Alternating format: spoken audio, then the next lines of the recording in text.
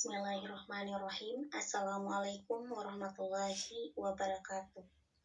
Perkenalkan, nama saya Nurul Daiyah selaku mahasiswi S1 Manajemen Fakultas Ekonomi dan Bisnis Universitas Merdeka Malang. Sini saya ingin mempresentasikan tugas mata kuliah Bisnis Internasional dengan dosen pengampu yang terhormat Bapak Dr. Pujo Sudito, MBA. Adapun materi yang akan saya presentasikan pada kesempatan ini adalah tentang perbandingan merkantilis, neomerkantilis, keunggulan mutlak, dan keunggulan komparatif. Yang pertama, teori merkantilis. Merkantilisme adalah suatu teori ekonomi yang menyatakan bahwa kesejahteraan suatu negara hanya ditentukan oleh banyaknya aset atau modal yang disimpan oleh negara yang bersangkutan, dan bahwa besarnya volume perdagangan global teramat sangat penting. Merkantilisme juga ditandai dengan adanya campur tangan pemerintah secara ketat dan menyeluruh dalam kehidupan perekonomian guna memupuk kekayaan logam mulia sebanyak-banyaknya. Dalam menjalankan gerakan merkantilisme, negara-negara ini melakukan perlindungan dagang dan mengenakan bea cukai sangat tinggi. Perencanaan ekonomi dilakukan dengan menerapkan kebijakan sebagai berikut. 1. Berusaha mendapatkan logam mulia sebanyak-banyaknya. 2. Meningkatkan perdagangan luar negeri. 3. Mengembangkan industri peluang berorientasi ekspor. 4.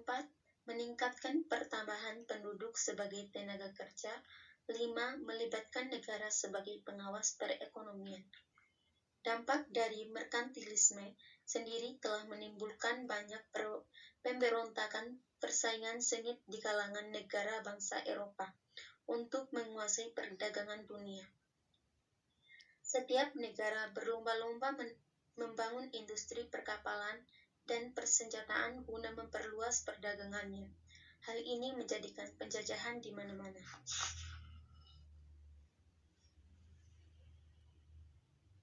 Yang kedua, teori neomerkantilis. Neomerkantilisme memiliki asumsi dasar yang sama dengan merkantilisme. Namun agar lebih relevan keadaan zaman di mana sudah ada istilah dengan negara bangsa yang berdaulat, maka neomerkantilisme memiliki perbedaan dalam hal yang radikal. Neomerkantilisme melaksanakan praktik merkantilisme dengan kebijakan proteksi. Kebijakan proteksi adalah kebijakan menekan impor dengan peraturan tarif dan non-tarif.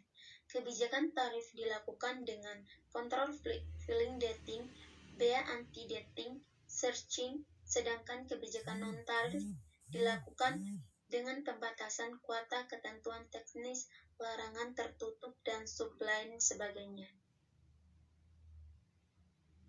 Yang ketiga, menurut Agus Parera dalam buku Pengantar Ilmu Ekonomi tahun 2020, keunggulan mutlak diperoleh ketika suatu negara mengadakan spesialisasi dalam produksi barangnya.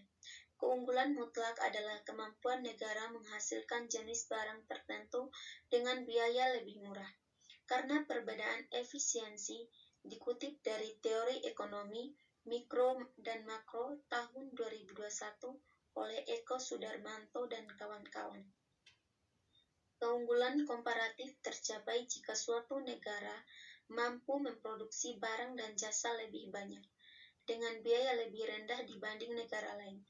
David Ricardo menjelaskan bahwa hasil perdagangan akan diperoleh suatu negara dengan mengekspor hasil produksi yang merupakan keunggulan komparatif terbesarnya, dan mengimpor barang yang bukan keunggulan komparatifnya. Keempat, keunggulan komparatif. Keunggulan komparatif akan tercapai jika suatu negara mampu memproduksi barang atau jasa dengan biaya lebih rendah. Konsep keunggulan mutlak dan komparatif berkaitan dengan perdagangan internasional, teori keunggulan mutlak dikemukakan oleh Adam Smith dalam buku yang berjudul The Wealth of Nations tahun 1776. Sedangkan teori keunggulan komparatif merupakan pendapat dari David Ricardo dalam bukunya On the Principles of Economy and Taxation tahun 1817.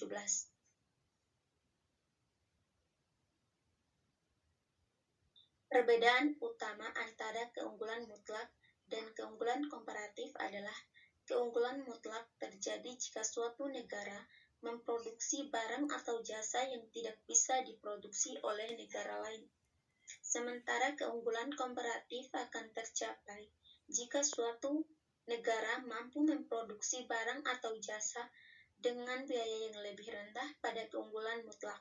Negara hanya akan mengekspor barang yang diproduksi dari negara tersebut.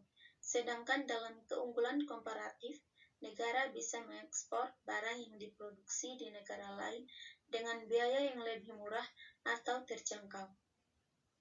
Keunggulan mutlak mengacu pada keunggulan yang tidak terbantahkan dalam suatu negara ketika menghasilkan barang tertentu lebih baik. Sedangkan keunggulan komparatif lebih merujuk pada pertimbangan biaya peluang dalam produksi sejumlah barang atau jasa dari sumber daya terbatas. Sekian hasil presentasi saya. Assalamualaikum warahmatullahi wabarakatuh.